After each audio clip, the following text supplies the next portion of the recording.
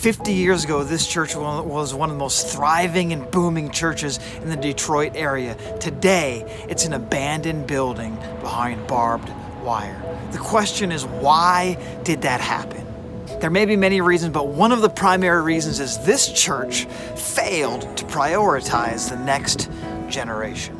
St. Agnus Church started almost 100 years ago, and God moved and worked, and it slowly grew, and then it quickly grew. And in 1924, they built this building that's behind me, and the church continued to grow. And by 1964, on their 50th anniversary of the church, they had over 1,600 families in the church, regularly attending and participating. That's a couple thousand people. That's significant in 1964. They even had Mother Teresa come and speak one time at the height of this church's success and effectiveness in this community. But something happened somewhere in there, and fast forward from 1964 to 2006, 42 years later, they officially shut their doors and closed down. And ever since then, their building has just been an empty, abandoned building, another tragedy in the city of Detroit.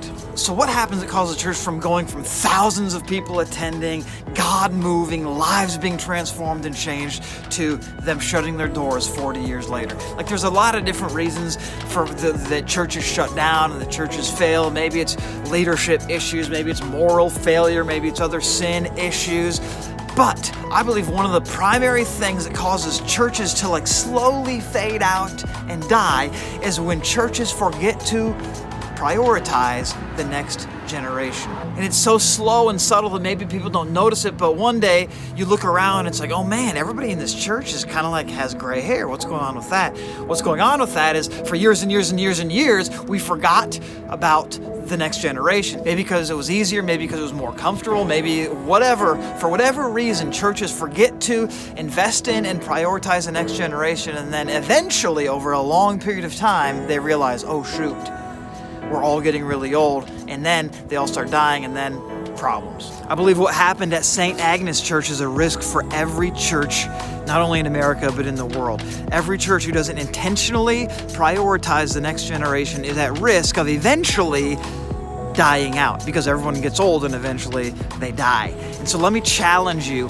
whether you're just a church attender or a church leader, that are you doing something to invest in the next generation? I'm not talking about, hey, our church has a good kids ministry and a good youth ministry. Of course you need to have good kids ministry and youth ministry. This is not what I'm talking about. I'm talking about every person who follows Christ, I believe, should be intentionally, purposely finding someone who's a generation below them and investing in that person. So this means if you are a high school student, you should be investing in middle school students or maybe elementary school students. If you're a 20-something college student, maybe you should be investing in high school kids or middle school kids or elementary age kids. If you are a 30-something, maybe you should be investing in the 20-somethings or the teenagers or the kids. Maybe if you're a 40-something, maybe you should be investing in the 30-year-olds or the...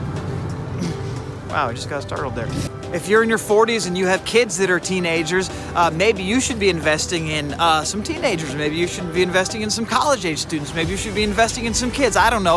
If you're an empty nester or you're a 50-year-old or a 60-year-old, maybe you should be investing in some 40-year-olds or some 20-year-olds or some teenagers or whatever it might be. I think whatever age you are, the older you are, you just have more generations below you that you could potentially invest in. But what if every follower of Jesus decided, I'm going to invest in somebody who's at least one generation behind me? Maybe 10 years, maybe 20, maybe 30, maybe 40, maybe 50. But if we all did this, boom, and we all had relationships with people who were the next generation or multiple generations next, bam, we would continue to have our churches grow and thrive and make an impact in culture for years and years and years and years and years to come. Because I don't know about you, but think about your church.